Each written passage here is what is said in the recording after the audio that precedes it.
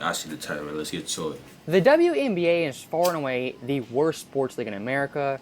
It has zero popularity and really zero fan base. Already. But despite that, ESPN, ABC, various And he's news showing outlets lowlights. push this league heavily. Come on, gang. And at this point in 2023, fan base. See what he got to But say, despite that, ESPN, ABC, various news outlets push this league heavily.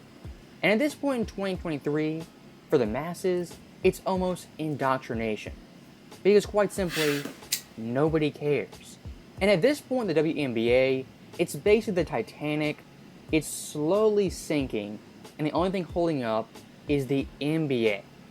And despite being so unpopular, not profitable in the slightest, these WNBA players go on numerous podcast outlets and beg to be paid more in the same share as NBA players. And the one glaring fact that always gets in the way of this narrative of equal revenue share is the fact that WNBA has no revenue and generates no profit.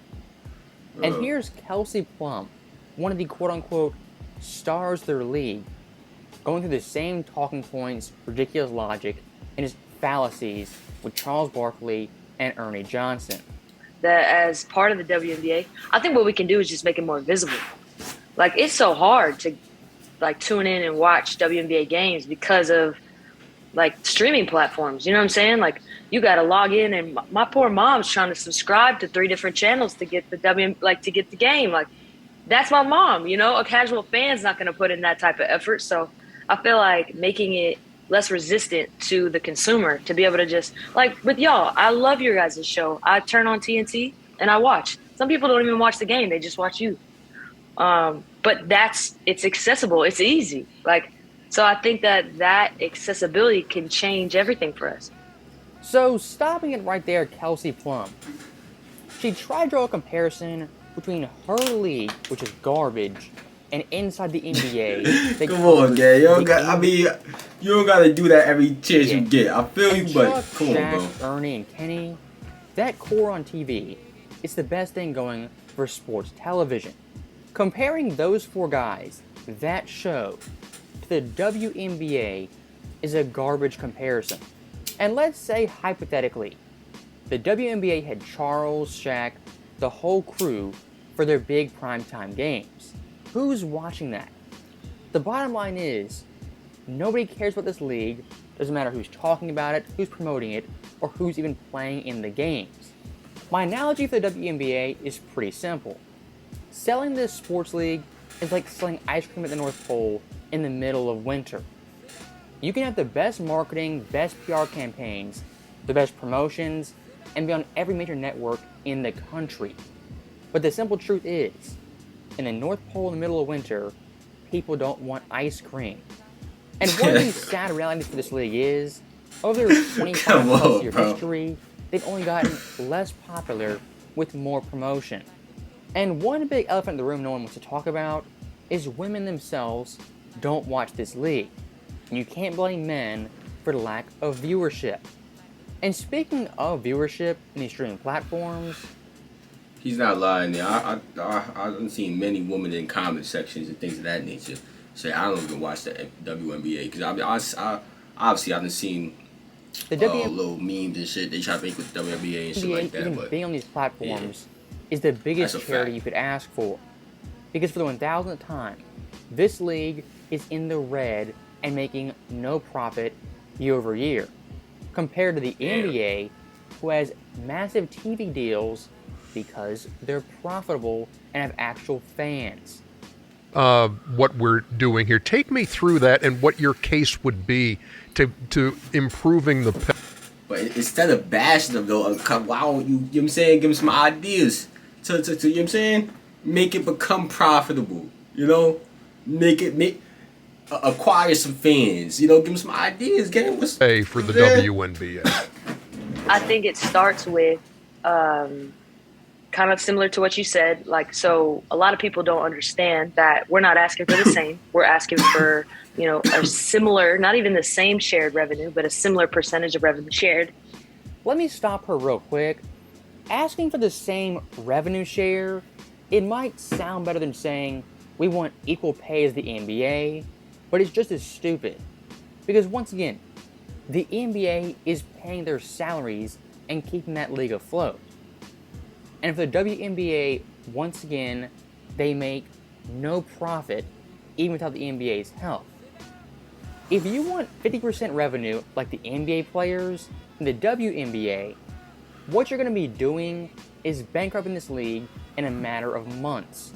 As over the past 5 to 10 years on average, this league loses nearly $10 million per season.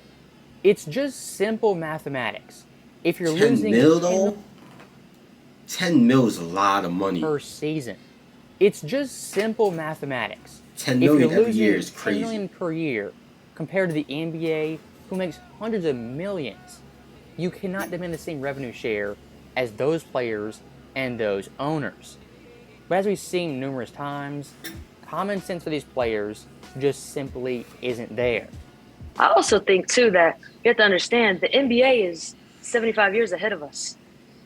So we're comparing apples to seeds. Like Yeah. we're not even, you know what I'm saying? We're not even Exactly. comparing fruit to fruit.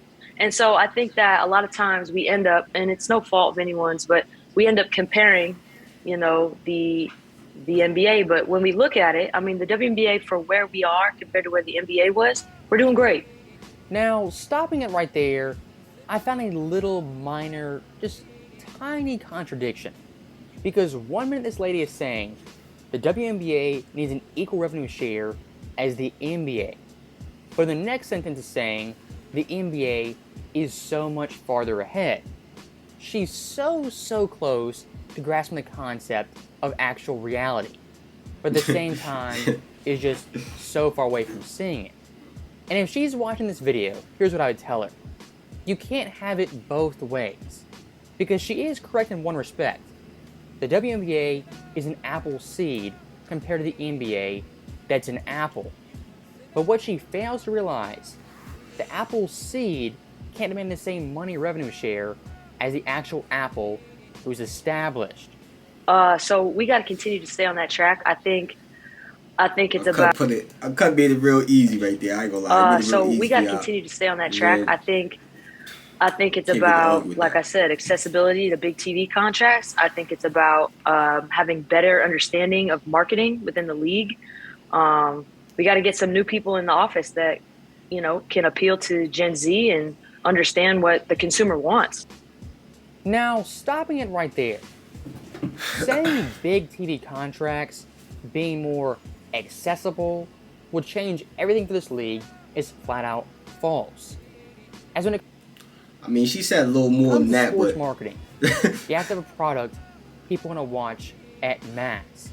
that's And a for fact. women's basketball, specifically pro women's basketball, there's not a market or a giant fan base thriving for these games. And she also says pretty clearly they need quote unquote new people in office to shake things up. Let me just tell her straight up, it doesn't matter who's marketing this league, who's the commissioner, who's running everything. If your product and league aren't appealing to the masses, nothing's going to change.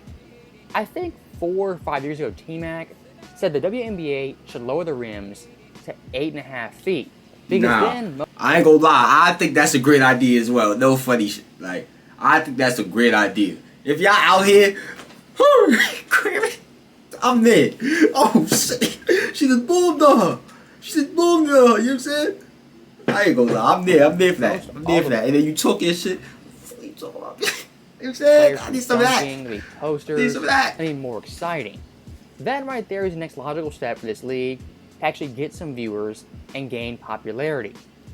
Because playing on 10 feet with basically layups and threes, it's like watching middle school men's basketball. Yeah. Harsh. You beat a little hard game, but I feel you though. I see both sides. I can see, you know what I'm saying? Y'all know me, Mr. Objective. I can see where you're coming from, and I can see where the females are coming from as well. But we got to meet somewhere in the middle at the end of the day. Nothing's going to get done if we keep bickering on both sides. I am for a good reason. Because these players are never checked on this and never called out for their awful statements. Even Charles Barkley in the segment not once told her the cold, hard truth. And not doing that in the end hurts everyone involved. Because these players get massive egos, think they're more important than they are, and demand things that aren't even realistic. And one last point I do want to make, because Kelsey Plum made a comparison of the NBA in their first couple of years to the WNBA now. Now look, the NBA in the 50s, 60s, what those players went through was absolute horrors. But even in the 80s, travel, the planes, it was still below average and much worse than today. But for those players like Magic, Bird, Jordan, not once did they complain or demand things that weren't realistic. And looking at Bird Celtics in the 80s, when they were building that league, on an overnight flight to Detroit, they were stranded in a snowstorm and spent all night in a Cleveland airport. These players ate nachos, hot dogs, and slept on benches. Did they complain, riot, and not play the next night? Of course not. They sucked it up, they played, they won, and moved on to the next one. This is what the WNBA doesn't understand.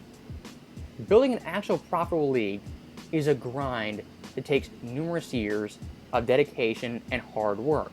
And when your league's struggling, people don't want to see you on Twitter complaining, whining, and begging for more money.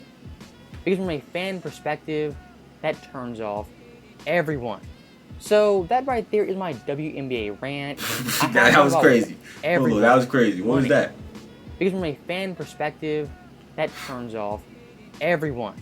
So that right there is my WNBA rant. I have one about once every 6 months. Because these players are always delusional, demanding things, and begging for attention.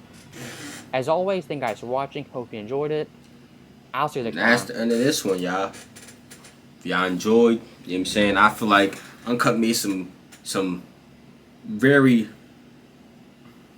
truthful points, you know. But it was very harsh and all that. But it's facts.